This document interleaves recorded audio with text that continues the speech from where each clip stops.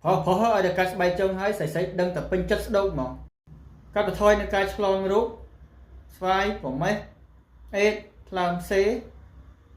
មានអនាម័យអត់ក្លិនអត់ធ្វើឲ្យអាលាកទៅដល់ទ្វារដៃគូមានគុណភាពល្អខ្លាំងជាងមុនយូរជាងមុនចឹងប្រុសទាំងឡាយដែលចង់កាត់ចុងឲ្យខ្លាចឈឺសូមមើលវីដេអូខ្ញុំបកស្រាយនេះទីមួយយើងត្រូវធ្វើតេស្តឈាមបញ្ជាក់ថាមានជំងឺមិនប្រក្រតីអីអត់មានឈាមយើងមានរាវឈាមយើងមុខរបួសពិបាកជាអត់ទី2យើងពិនិត្យមើលសម្ពាធឈាមមើលចង្វាក់បេះដូងមើលសញ្ញាជីវិតអីទាំងអស់សួរប្រវត្តិរាងកាយមានបញ្ហាឈឺជំងឺទឹកនោមផ្អែមលើឈាមជំងឺបេះដូងជំងឺរ៉ាំរ៉ៃណាមួយអត់ទី3គឺគ្រូពេទ្យធ្វើតេស្តថ្នាំស្ពឹក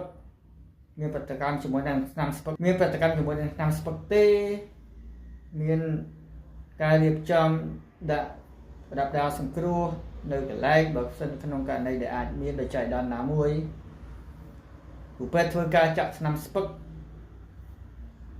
ក្រោយពីចាក់ថ្នាំស្ពឹកបាន5នាទីហើយគឺកាត់ទៅអត់មានឈឺទេកាត់តែ5នាទីហើយយើងកាត់ដោយឧបករណ៍ម៉ាស៊ីនទំនើបដោយមិនត្រូវការដេរមិនត្រូវការកាត់ជេសហើយ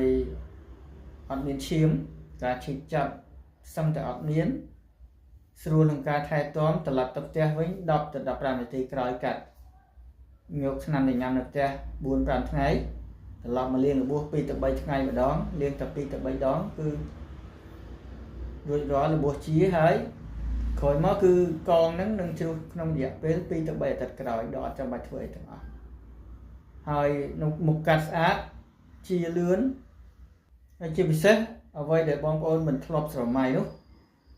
ពិតជាអស្ចារ្យតែម្ដងមានភាពជឿជាក់ខ្លាំងជាងមុនអញ្ចឹងបើសិនជាបងប្អូនដែលមានបញ្ហាដូចនេះអាចតាក់ទងជាមួយនឹងខ្ញុំបាទដុកទ័រលីឯកទេសវះកាត់ដែលខ្ញុំប្រើម៉ាស៊ីនកាត់ស្បែកចុងនេះធ្វើការកាត់ឲ្យអ្នកជំងឺជាច្រើនមកហើយដោយទទួលបានជោគជ័យដោយគ្មានបញ្ហាអ្វីទាំងអស់សុវត្ថិភាពគុណភាពសេវាកម្មហើយជាមួយនឹងតម្លៃសមរម្យតលីបន្ទប់ពិគ្រោះជំងឺណាចាផ្សារជុកមាសផ្ទះលេខ147ផ្លូវ B ចូលតាមខ្លោងទ្វារ